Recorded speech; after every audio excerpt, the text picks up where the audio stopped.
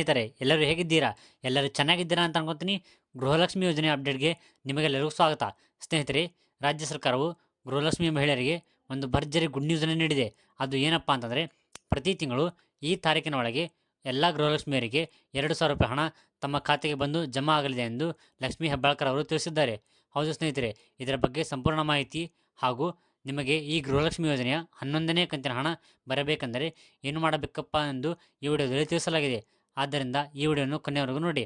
ಹಾಗೆ ಇನ್ನೂವರೆಗೂ ಏನಾದರೂ ನೀವು ನಮ್ಮ ಎಜುಕೇಷನ್ ಕರ್ನಾಟಕ ಯೂಟ್ಯೂಬ್ ಚಾನಲನ್ನು ಸಬ್ಸ್ಕ್ರೈಬ್ ಮಾಡಿಕೊಂಡಿಲ್ಲ ಅಂದರೆ ತಕ್ಷಣವೇ ಸಬ್ಸ್ಕ್ರೈಬ್ ಮಾಡಿಕೊಂಡು ಬೆಲ್ ಐಕಾನ್ ಮೇಲೆ ಕ್ಲಿಕ್ ಮಾಡಿ. ನಾವು ಹಾಕುವ ಹೊಸ ವಿಡಿಯೋಗಳ ನೋಟಿಫಿಕೇಷನ್ ನಿಮಗೆ ಬರುತ್ತದೆ. ಹಾಗೆ ನಿಮಗೇನಾದರೂ ಗೃಹಲಕ್ಷ್ಮಿ ಯೋಜನೆಯ 11ನೇ ಕಂತಿನ ಹಣ ಬಂದಿದ್ದರೆ ತಪ್ಪದೆ ನಮಗೆ ಕಮೆಂಟ್ ಮಾಡಿ ತಿಳಿಸಿ ಸ್ನೇಹಿತರೆ. ಮತ್ತು ಈ ವಿಡಿಯೋಗೆ ಒಂದು ಲೈಕ್ ಮಾಡಿಕೊಳ್ಳಿ.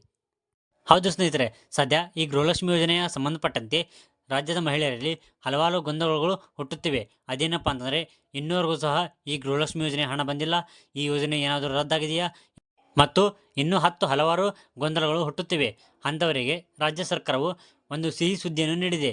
ಅದೇನಪ್ಪ ಅಂತಂದರೆ, ಪ್ರತಿ ತಿಂಗಳು 15ನೇ ತಾರೀಕಿನ ಒಳಗೆ ಗೃಹಲಕ್ಷ್ಮಿ ಯೋಜನೆಯ ಕಂತುಗಳ ಹಣವನ್ನು ಅರ್ಹ ಫಲಾನುಭವಿ ರಾಜ್ಯದ ಮಹಿಳೆಯರ ಖಾತೆಗೆ ಜಮಾ ಮಾಡಲಾಗುವುದು ಎಂದು ಲಕ್ಷ್ಮೀ ಹೆಬ್ಬಾಳ್ಕರ್ ಅವರು ಸ್ಪಷ್ಟನೆಯನ್ನು ನೀಡಿದ್ದಾರೆ.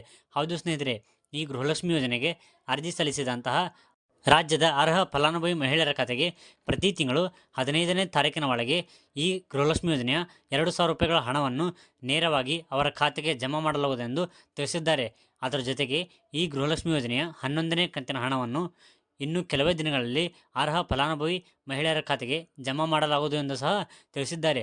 ಆದ್ದರಿಂದ ಯಾವ ಮಹಿಳೆಯೂ ಸಹ ಹೆದರುವ ಅವಶ್ಯಕತೆ ಇಲ್ಲ, ಏಕೆಂದರೆ ನಿಮ್ಮ ಖಾತೆಗೆ ಈ ಗೃಹಲಕ್ಷ್ಮಿ ಯೋಜನೆಯ 11ನೇ ಕಂತಿನ ಹಣ ಖಂಡಿತವಾಗಿಯೂ ಬರುತ್ತದೆ. ಹಾಗೆ ಈ ಗೃಹಲಕ್ಷ್ಮಿ ಯೋಜನೆ ಹಣ ನಿಮ್ಮ ಖಾತೆಗೆ ಬರಬೇಕೆಂದರೆ ನೀವು ತಪ್ಪದೆ ರೇಷನ್ ಕಾರ್ಡ್ನಲ್ಲಿ ನಿಮ್ಮ ಎಲ್ಲ ಸದಸ್ಯರ KYCಯನ್ನು ಮಾಡಿಸಬೇಕು ಹಾಗೂ ಆಧಾರ್ ಕಾರ್ಡ್ ಸೆಟ್ಟಿಂಗನ್ನು ಮಾಡಿಸಬೇಕು. ನಂತರ ನಿಮ್ಮ ಬ್ಯಾಂಕ್ ಖಾತೆ ಏನಾದರೂ ರದ್ದಾಗಿದ್ದರೆ ಅದನ್ನು ಪುನರ್ಚಾಲನೆ ಮಾಡಬೇಕು ಅಥವಾ ಹೊಸ ಬ್ಯಾಂಕ್ ಖಾತೆಯನ್ನು ನೀಡಿ ಗೃಹಲಕ್ಷ್ಮಿ ಅರ್ಜಿಯಲ್ಲಿ ಅಪ್ಡೇಟ್ ಮಾಡಿಸಬೇಕು. ಇಲ್ಲವಾದರೆ ನಿಮ್ಮ ಖಾತೆಗೆ ಈ ಗೃಹಲಕ್ಷ್ಮಿ ಯೋಜನೆಯ 11ನೇ ಕಂತಿನ ಹಣ ಬರುವುದಿಲ್ಲ.